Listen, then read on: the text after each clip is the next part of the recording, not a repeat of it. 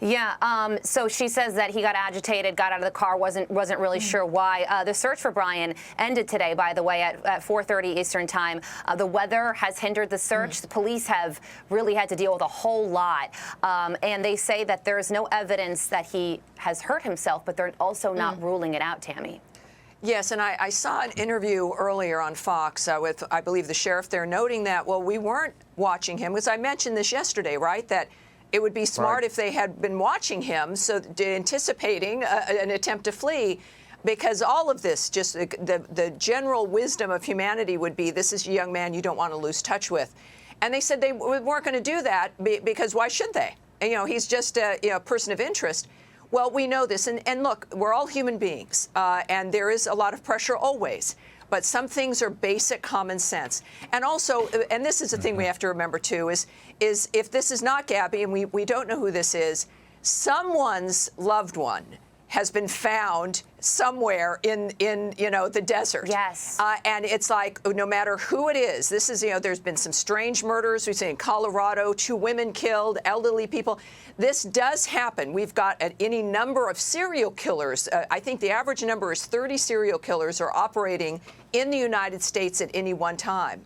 So we as Americans, we recognize this. We're a large country. We make choices about freedom all the time. They took this road trip in the middle, right, in June of 2020, middle of the pandemic. You're thinking, well, that's the time to take your road trip, right, to be alone and all of that.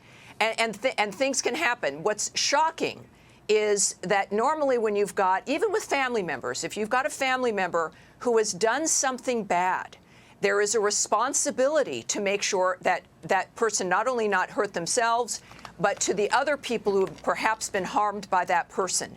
This is the challenge when anything goes wrong, for a family to realize that, yes, loyalty is important, but sometimes loyalty is making sure someone takes responsibility for what they've done and is then held accountable, because we now are living in an environment where we don't see many people being held accountable for anything.